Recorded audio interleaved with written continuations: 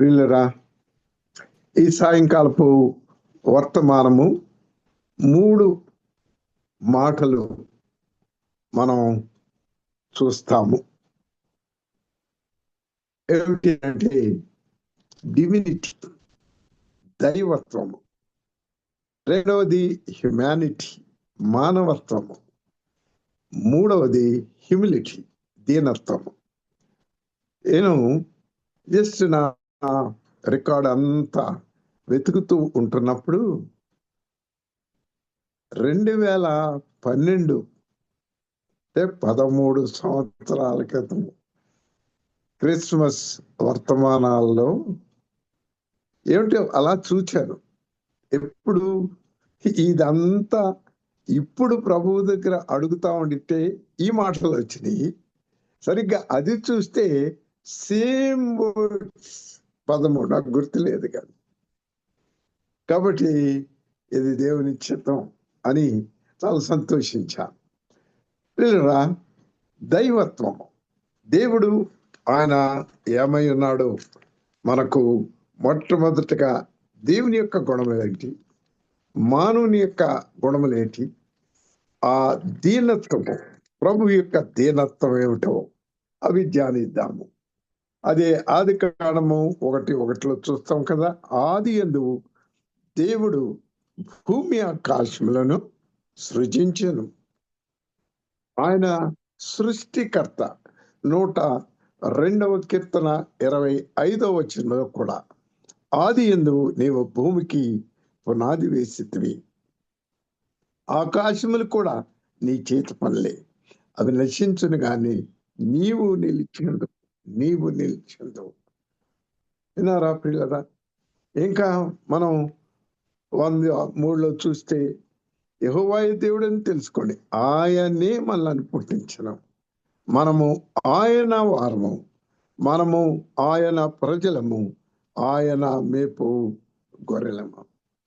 చూచారా, మన ఎడల ఆయనకు ఉన్నటువంటి ఆ యొక్క గొప్ప ప్రేమ విషయంలో ఆయన మనలను సృజించి ఏ రీతిగా ఆయన దేవుడయుండి మన ఎడల ఆయన కలిగినటువంటి ఆ శ్రద్ధ విషయంలో చూడండి, మానవుని ఏ మెట్టులో ఆయన ఉండాలని ఆయన మానవుని ఎడల ఆశ చూడండి. ఆదికాండము 1:26 వచనంలో మానవత్వము అనేటటువంటి దాన్ని దేవుడు ఏ రీతిగా చేయాలని కోరినారు. దేవుడు మన స్వరూపమందు మన పోలిక చొప్పున నరులను చేయదము. మన స్వరూపమందు మన పోలిక యందు, అదే దీనత్వం గురించి ఫిలిప్పీయులకు రాసిన పత్రిక 2వ అధ్యాయము ఎన్నోసార్లు దీనిని ధ్యానిస్తూ ఉంటాం. ఆయన దేవుని స్వరూపము కలిగిన వాడయ్యండి. చూచారండి, దేవునితో సమానముగా ఉండుట విడిచి పెట్టకూడని భాగ్యమని ఎంచుకొనలేదు, గాని మనుష్యుల పోలికగా పుట్టి దాసుని స్వరూపమును ధరించుకొని తన్ను తానే రిక్తునిగా చేసుకొనెను. మరియు ఆయన ఆకారమందు మనుష్యుడిగా కనబడి మరణము పొందినంతగా, అనగా శిలువ మరణము పొందినంతగా విధేయత చూపిన వాడై తను తాను తగ్గించుకొనెను. హ్యూమిలిటీ. అయితే దైవత్వము, సృష్టికి కారణభూతుడైన దేవుడే ఆ దైవత్వము కలిగి ఆయన సృష్టికర్తగా ఆయన సృజించినటువంటి సృష్టముల ద్వారా ఆయన రుజువు చేసుకున్నారు. దేవుడు లేడు అనేటటువంటి దానికి సైన్స్ కొన్ని ప్రూఫ్స్ వాళ్ళు ఏదో ఇస్తున్నాము అనుకుంటారు. అది తప్పు అని అది వారికి తెలిసినప్పటికీ కూడా మొండి వాదన కూడా ఉంటుంది, విడివాదన అంటారేమో. అలాగే ఆర్టిఫిషియల్ ఇంటెలిజెన్స్ వచ్చింది. ఇవన్నీ చూస్తే అసలు మానవుడే దేవుడు అనుకుంటున్నారు. ఇవన్నీ కూడా నమ్మేవాళ్ళు జీవితాలు ఏదో ఒక దినాన దైవత్వము, దేవుడు అనే ప్రశ్నను ఎదుర్కోవాల్సి వస్తుందంతే. తమ యొక్క జీవితాలలో వారి యొక్క అత్యంత నిస్సహాయ స్థితిలో దేవుడు అనే మాట రాకుండా ఉండదు. మొట్టమొదట స్పేస్లోకి వెళ్ళినటువంటి రష్యన్ యూరి గగారిన్, ఆయన దేవుడు లేడని చెప్పినటువంటి వ్యక్తి.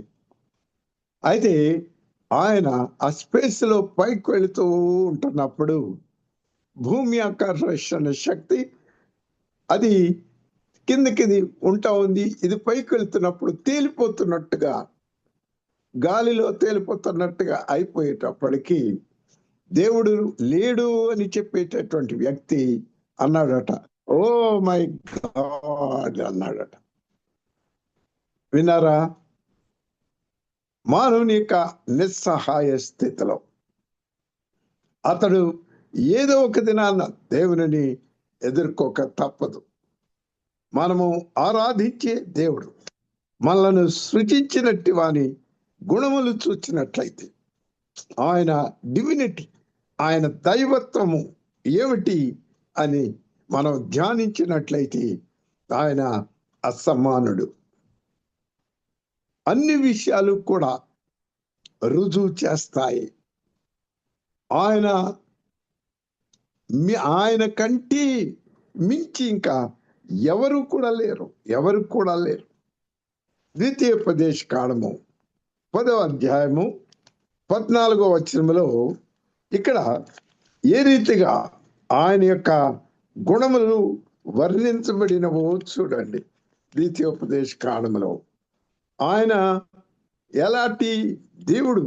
10:17 ఎలయనగా నీ దేవుడిని యెహోవా పరమదేవుడును పరమ ప్రభువునై ఉన్నాడు. విన్నారా?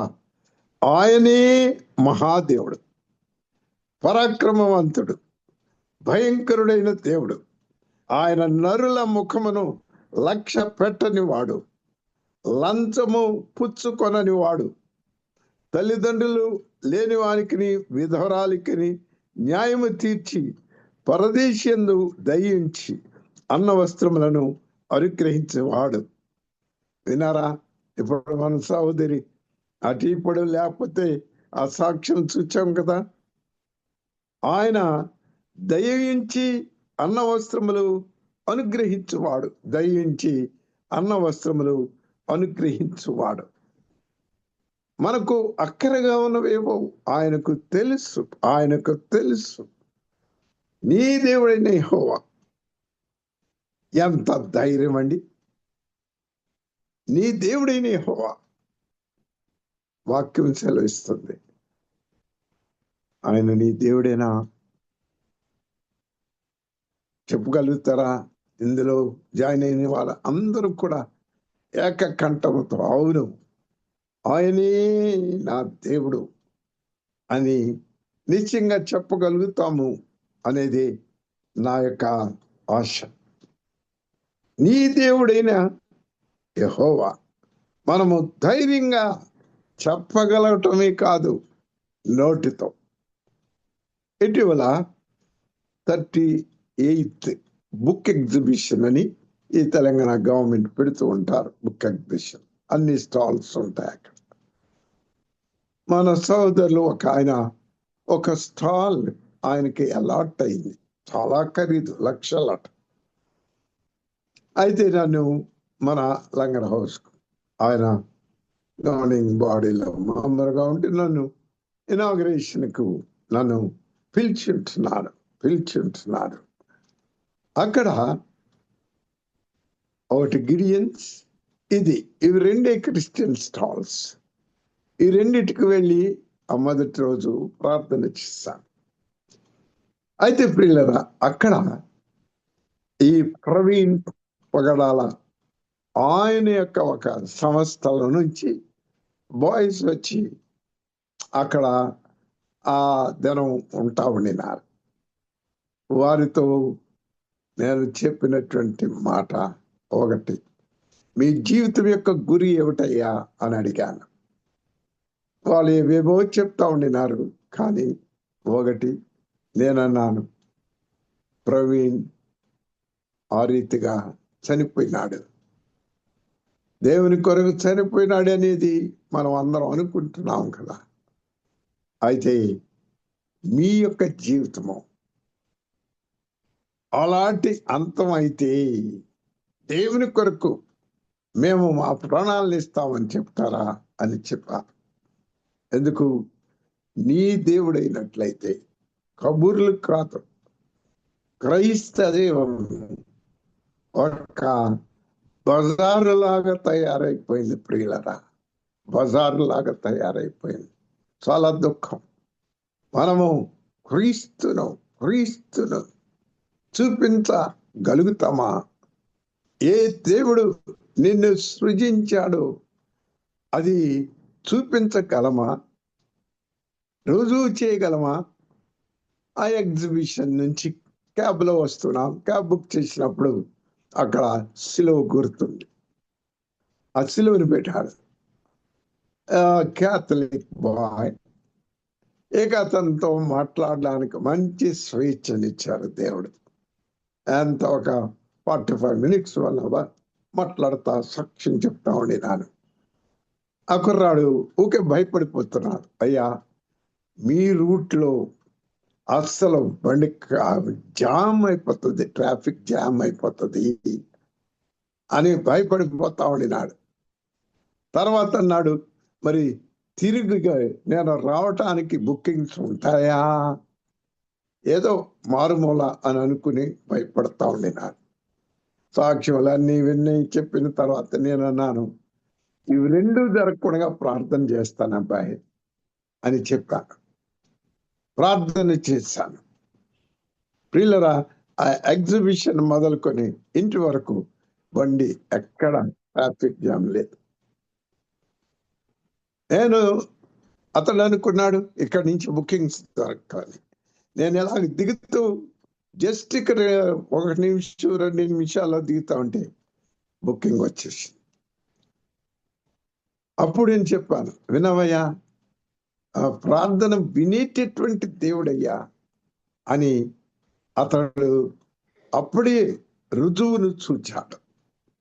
ప్రియులరా, మన దేవుడు మాటలతో వర్ణించేటటువంటి కవిత్వం కాదు ఇది. వేరే దేవుళ్ళ విషయంలో వారు కవులు వారి యొక్క కవిత్వం ద్వారా వారిని వర్ణించారు. కానీ మన దేవుడైతే అలాగ వర్ణించబడినటువంటి వాడు కాదు. ఆయన క్రియాపూర్వకమైనటువంటి దేవుడు. నీ దేవుడు నీ జీవితంలో ఒక క్రియాపూర్వకమైనటువంటి వాడిగా రుజువు చేయగలుగుతామా? ఆయన పరమదేవుడు, ఆయన పరమదేవుడు. అందులో నేను లెక్క పెట్టాను, ఎంచుమించుగా 10 గుణములు. ఆయన పరమదేవుడు, భయంకరుడు, పరమప్రభు, లంచాలు తీసుకోడు, విధవరాలకి న్యాయం తీరుస్తాడు, అన్న వస్త్రాలు ఇస్తాడు. ఎంత గొప్ప దేవుని మనం కలిగి ఉన్నాం. ద డివినిటీ, మన దేవుని యొక్క ఆ దైవత్వము 136వ కీర్తనలో మనం చూసినట్లయితే 1వ వచనము, 136వ కీర్తన, సామ్ 136:1. ఇక్కడ చూడండి, యెహోవా దయాళుడు, ఆయనకు కృతజ్ఞతాస్తుతులు చెల్లించుడి, ఆయన కృప నిరంతరము ఉండును. యెహోవా దయాళుడు, ఆయన యొక్క కృప నిరంతరము ఉండేటటువంటిది. ఆయన కృప కలిగినటువంటి దేవుడిగా ఉంటున్నాడు. ఆయన నిజముగా అసమానుడుగా, అదే 7వ అధ్యాయము హెబ్రీ 26వ వచనంలో హీబ్రూస్ 7:26 ఆయన ఎలాంటి వాడుగా ఆయన రుజువు చేసుకున్నారు. ఆయన యొక్క జీవితంలో ఆయన జీవించిన కాలంలో ఏమంటున్నారు? పవిత్రుడు, నిర్దోషి, నిష్కల్మషుడు, పాపులలో చేరక ప్రత్యేకంగా ఉన్నవాడు, ఆకాశ మండలము కంటే మిక్కిలి హెచ్చైన వాడునైనా ఇట్టి ప్రధాన యాజకుడు మనకు సరిపోయినవాడు, తగినవాడు, పవిత్రుడు. మన పవిత్రత ద్వారా ఆయన రుజువు చేస్తూ, ఇది దేవుడు మన స్వరూపమందు మానవుని తయారు చేద్దాం. ఇది ఆయన స్వరూపము. పవిత్రుడు, నిర్దోషి, నిష్కల్మషుడు, పాపులలో చేరక ప్రత్యేకంగా ఉన్నటువంటి వాడు. మీరు పనిచేస్తున్నటువంటి స్థలాల్లో, మీరు ఉంటున్నటువంటి ఆ కాలనీస్లో, ఎక్కడైనప్పటికీ కూడా మీ గుర్తింపు ఏమిటి? ఒకప్పుడు ఒక రైల్వే కాలనీకి వెళ్ళాము, ఒక కుటుంబాన్ని దర్శించడానికి వెళ్ళాము. ఆ అడ్రస్ చాలా సంవత్సరాల క్రితం, అంత క్లియర్గా లేదు. వెళ్ళి అక్కడ అడుగుతా ఉండినాం, ఈ ఫలాని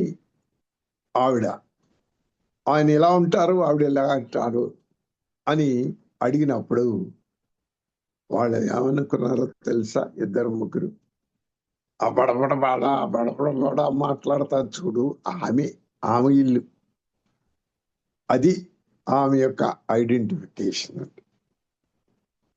కొంచెం విచారం అయిపోయింది నాకు. అంటే ఓగుడికాయ అంటారేమో మన వాళ్ళు. క్రైస్తవులుగా what identity do we have?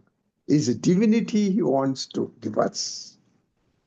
ఆయన యొక్క స్వరూపము, ఆయన యొక్క గుణములను మనం కలిగి ఉండాలని ఆయన యొక్క ఆశ, ఆయన స్వరూపము కలిగి ఉండాలని ఆయన యొక్క ఆశ.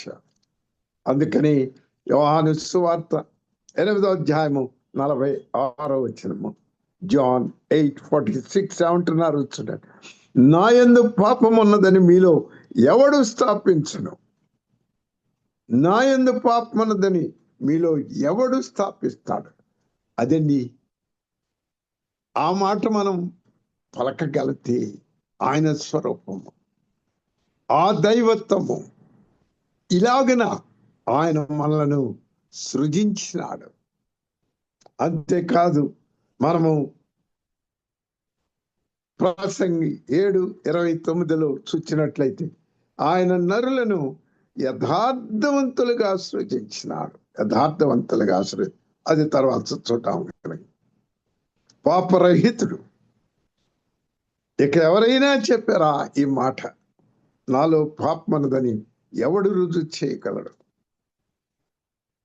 పాప జీవితాన్ని, మరణాన్ని జయించి పాతాళమును వణికింపచేసి బ్రందీ గృహంలో ఉన్న వారిని సైతము విడిపించినట్టు దైవత్వం.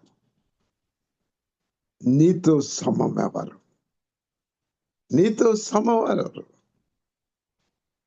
ప్రియులరా, ఆయన వలె ఎవరు లేరు. నీవు ధన్యుడువు,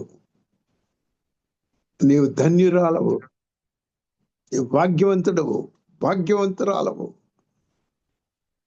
ఓ క్రిస్మస్, ఎంత హడావిడి. ఓ ప్రియులరా, ఆ క్రిస్టియన్స్ హైందవ పండుగలకి పెద్ద ఎంటర్టైన్మెంట్, విండో డ్రెస్సింగ్, ఇవన్నీ క్రైస్తవులకి క్రిస్మస్ నాడు కూడా, కాలాల్లో కూడా అలాగే చేస్తూ ఉన్నారు. అవి కొనుక్కోవటం, పిల్లలకి ఇవ్వటము, అది తప్పు అని నేను అనను. కానీ మనము మన ప్రవర్తన అంతటిలో కూడా క్రీస్తును చూపించగలుగుతామా? క్రిస్మస్ దాని యొక్క భావాన్ని మనం చూపించగలుగుతామా? క్రిస్మస్ యొక్క భావాన్ని. నీ దేవుడు, నీ దేవుడు ప్రియులరా, ఆయన నీ దేవుడుగా, నా దేవుడుగా ఆయన గుణాలని ఇచ్చినాడు. కానీ ఇప్పుడు హ్యుమానిటీ, మనుష్య స్వభావం, మనుష్యత్వం విషయమై చూచినట్లయితే అది 1:26 నాకు ముందు 3 అవి చదివినాక, దేవుడు మన స్వరూపమందు, మన అంటే తండ్రి కుమార పరిశుద్ధాత్మలు కలిసినారు కాబట్టి మన అని ఉన్నది అని అంటారు. అయితే ప్రసంగి 7:29 నేను చెప్పాను కదా, యథార్థముగా దేవుడు నరులను సృజించుంటున్నాడు. దేవుడు గొప్ప ఉద్దేశంతో మానవుని సృజించాడు. కానీ అతడు ఏం చేసినాడో తెలుసా ప్రియులరా? అతడు వివిధ తంత్రములు కల్పించుకున్నాడు. ఆ ప్రసంగిలో ఆ వచనం చాలా దుఃఖకరమైంది. నేను యథార్థంగా సృజించినట్లయితే తంత్రగొట్లమైపోతున్నామండి. మన మాటలు, మన తీరు, మన ప్రవర్తన ఎందుకని తంత్రాలు? ఎందుకు? క్రీస్తు వారగా మనం ఎందుకు ఎవరి యొక్క ప్రాపకం పొందుకోవడానికి తంత్రగొట్టితనం కావాలి? ఎవరి ప్రాపకం కొరకు? అదే ఆదికాండము 3వ అధ్యాయము 6వ వచనంలో, జెనసిస్ చాప్టర్ 3:6 ఇక్కడ మనం చూస్తున్నాం. చూడండి, ఆ స్త్రీ ఆ వృక్షము ఆహారములకు మంచిది, కన్నులకు అందమైనది, వివేకమిచ్చు రమ్యమైనది ఉండుట చూచినప్పుడు ఆమె దాని ఫలములలో కొన్ని తీసుకుని తిని తనతో పాటు తన భర్తకును ఇచ్చిన, అతడు కూడా తిన్నాడు. వివిధ తంత్రగొట్టి యొక్క మాటలు నమ్మారు. వారిని సృజించినటువంటి దేవుడు యథార్థపరులుగా సృజించినటువంటి ఆ వ్యక్తి ఇక్కడ చూడండి ఎలాగూ ఆ తంత్రగొట్టి యొక్క మాటలకు లోనైపోయినారు. వారి కన్నులకు, అది ఇహలోక సంబంధమైన దేవత, వారి మనోనేత్రాలకి గుడితనం కలుగు చేసేసాడు. అది ఎంత విచారము! అందుకని మానవుని యొక్క స్థితి, ఆ భయంకరత్వం రోమ 3వ అధ్యాయంలో చూస్తాం. చూడండి, అరకాలు మొదలుకొని నడినెత్తి వరకు ఇంచుమించుగా మానవుని యొక్క స్థితి ఇక్కడ బహుతేటగా వివరించబడింది. చూడండి, రోమన్స్ 3:16 నుంచి మనం చూద్దాం. చూడండి, 9th నుంచి చూద్దాం 16th వరకు. ఇక్కడ చూడండి, సరే 11, నీతిమంతుడు లేడు, ఒక్కడు లేడు, గ్రహించువాడు లేడు, దేవునిని వెదక్కువాడు ఎవడు లేడు, అందరూ త్రోవ తప్పిపోయి ఏకముగా పనికి మాలిన వారైరి, మేలు చేయవాడు లేడు, ఒక్కడైనా. చూడండి, వారి గొంతుక నుంచి స్టార్ట్ అయింది. వారి గొంతుక తెరచిన సమాధి. బాబోయ్, వారి యొక్క నోరు తెరిస్తే అది ఒక సమాధి అన్నమాట. తమ నాలుకలతో మోసము చేతురు, పాము నాలుకలు, వారి పెదవుల క్రింద సర్ప విషం అన్నది. మానవుడు సర్ప విషము. మా నాన్నగారు ఒక పద్యం చెప్తూ ఉండేవారు, తల నుండి విషము పణికిని వెలయంగా తోక నుండి వృశ్చికమునకు, తల తోక అనక నుండును కలునకు నిలువెల్ల విషము. సుమతి శకంలో నుంచి ఆ పద్యం చెప్తూ ఉండేవారు. వినరా?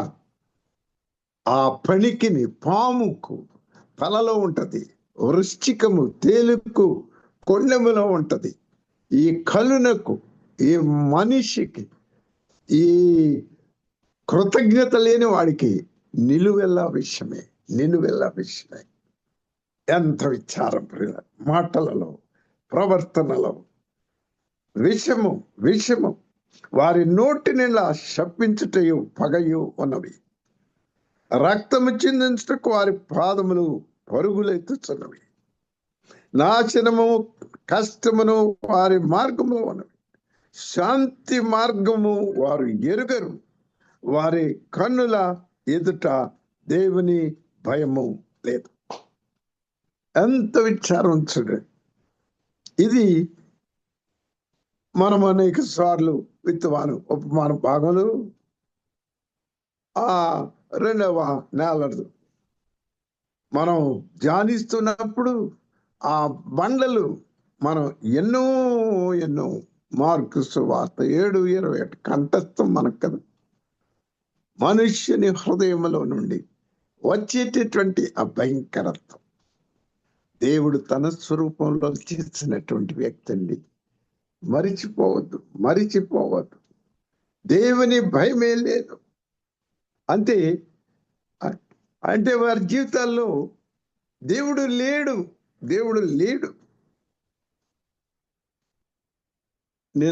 మొన్న ఒక క్యారల్ సర్వీస్కి వెళ్ళాను. అక్కడ ఒక తల్లి ప్రార్థన కొరకాయ వచ్చింది. ఏమిటే అంటే ఈ మంతలి స్త్రీలకు అందులో పెద్ద ప్రాబ్లం, కడుపు నొప్పి వస్తే తట్టుకోలేదట. అది కింద పడి తొలినంత బాధపడిపోతుందట. పాపం ఆ టాబ్లెట్లు ఇస్తే అది వేసుకుంటే తగ్గుతుంది. తన కుమార్తె పక్కనే ఉంది. వాళ్ళ నాన్నమ్మ వచ్చింది.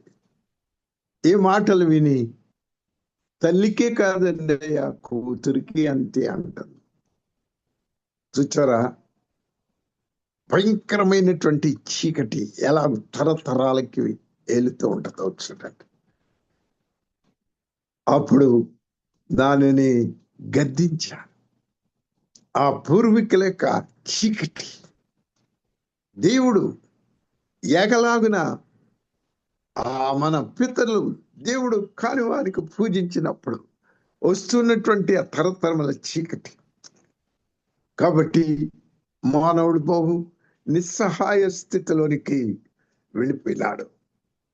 ఎందుకంటే పాపపు ఊబి మనకు వెస్ట్ ఈస్ట్ గోదావరి మొదలైన ఈ చెరువులు ఎక్కువగా ఉన్న వారికి తెలుసు.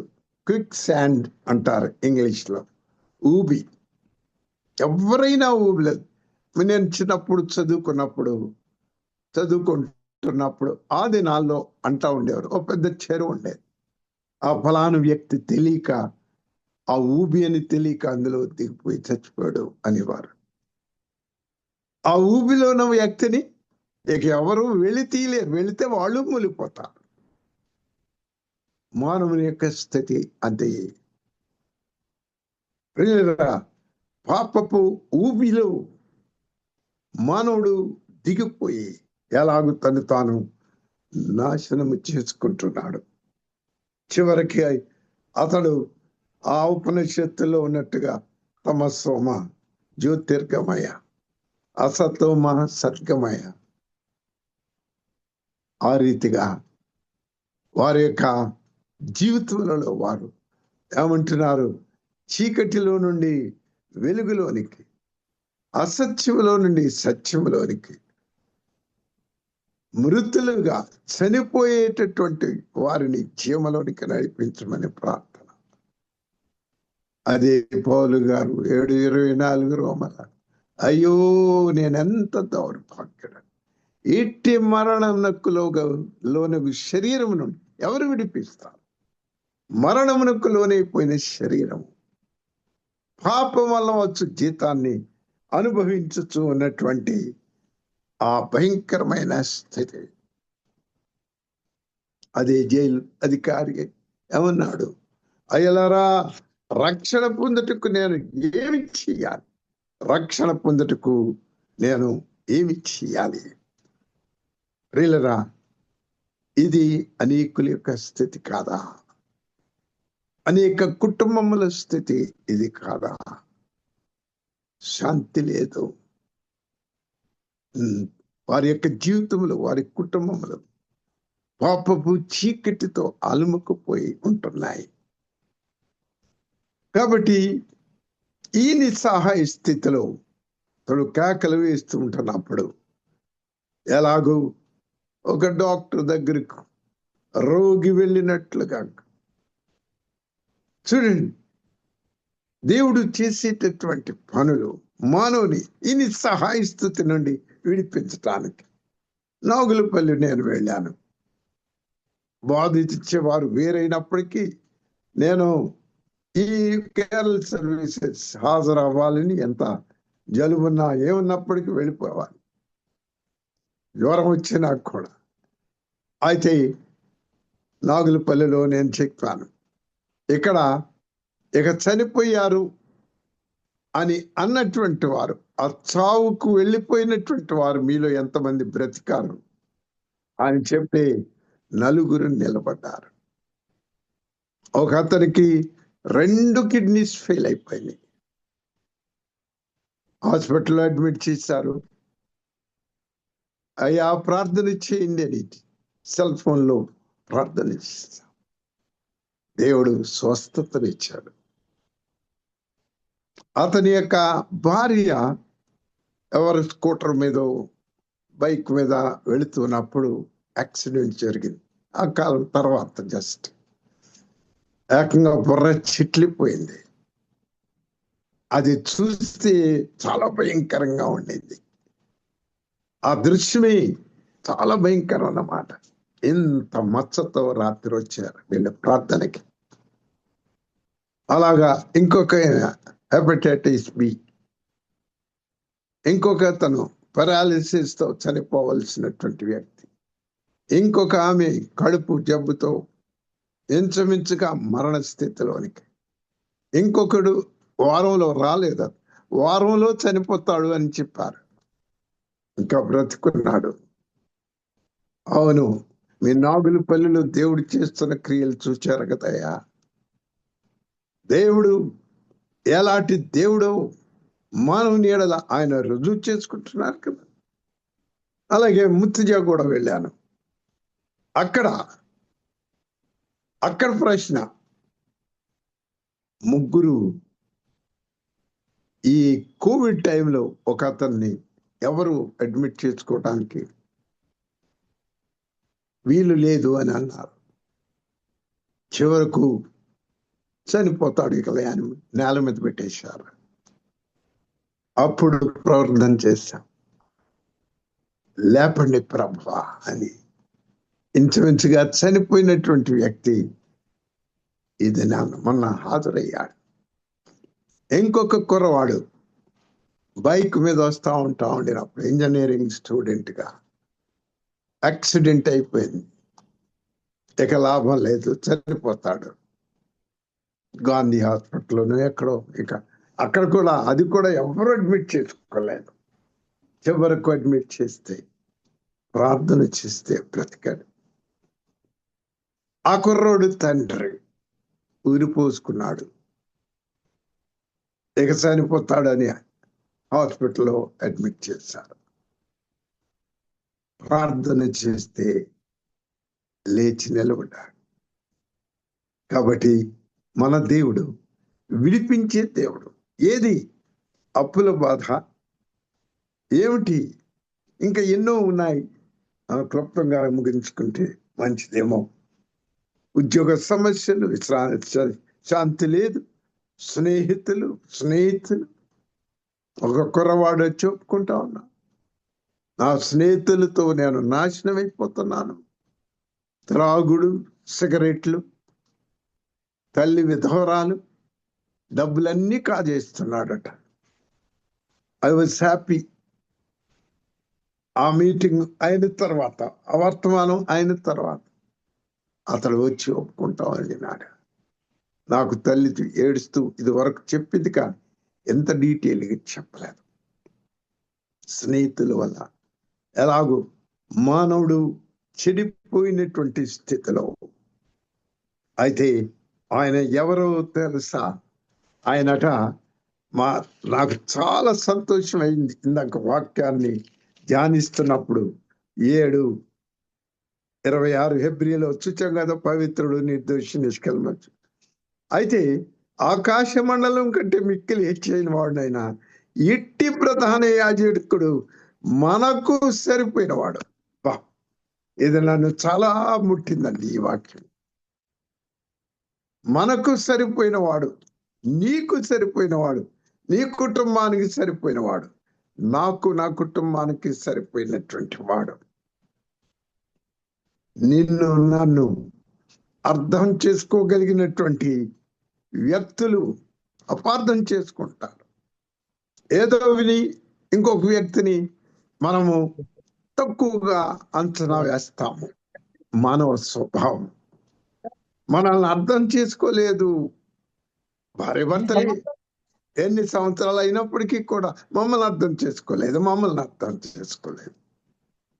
కాబట్టి ప్రియులుగా మనలను అర్థం చేసుకోగలిగినటువంటి ప్రభు పలికినటువంటి ఆ మాట, అదే మనం 8వ అధ్యాయము యోహాను సువార్త 42వ వచనంలో, యోహాను సువార్త 8వ అధ్యాయం John 8:42 ఇక్కడ చూడండి. యేసు వారితో ఇట్లనెను, దేవుడు మీ తండ్రి అయినాడు, మీరు నన్ను ప్రేమించరు. నేను దేవుని యొద్ద నుండి బయలుదేరి వచ్చినాను, నా అంతట నేనే వచ్చి ఉండలేదు, ఆయన నన్ను పంపెను. అది క్రిస్మస్. ఆయన నన్ను పంపెను. దీని మీద ధ్యానం చేసుకోండి బాగా. ఆయన నన్ను పంపెను.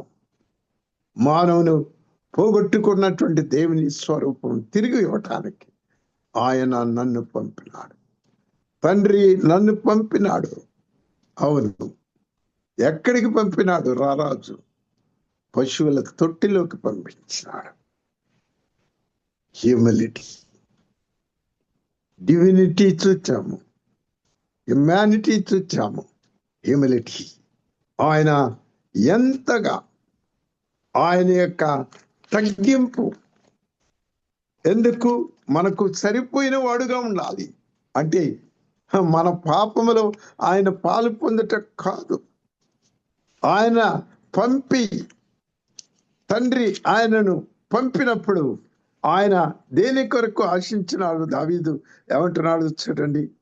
వివేకము కలిగి 53వ కీర్తన 2, దేవుని వెదుకు వారు కలరేమో అని దేవుడు ఆకాశం నుండి వచ్చి నరులను పరిశీలించారు. వారందరూ దారి తొలగి బొత్తిగా చెడి ఉన్నారు, ఒకడును తప్పకుండా అందరూ చెడి ఉన్నారు. మేలు చేయవారు ఎవరును లేరు, ఒక్కడైనను లేరు. వినారా ప్రియులారా? వివేకము కలిగి దేవుని వెతకాలి. ఎవరైనా ఆయన నన్ను పంపాను. ఆయన్నే 1 యోహాను 4:19 ఆయనే మొదట మనల్ని ప్రేమించినాడు. ప్రేమించి తను తాను రిక్తునిగా చేసుకుని దేవుని యొక్క స్వరూపం, దేవునితో ఉండుట విడిచిపెట్టకూడని భాగ్యమని ఎంచుకొనలేదు. మనుష్యుని పోలిక కాబట్టి దాసుని స్వరూపంతో. ఏమిటండి మాటలు? ఒక్కొక్క మాట ధ్యానిస్తే గుండె పగిలిపోతుందండి. ఆయన తను తాను రిక్తునిగా చేసుకున్నాడు. ఎంతగా ఆయన తగ్గించుకున్నాడు.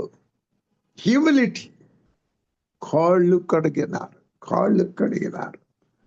ఆయన వంగి, నేలకు వంగి, వ్యభిచార పాపపు స్త్రీ పట్టబడినప్పుడు నేల మీద వంగి, అది వేరే, కానీ ఆయన వంగిపోయినటువంటి స్థితి. ఆ రీతిగా నేల మట్టుకు తగ్గించుకున్నాడు.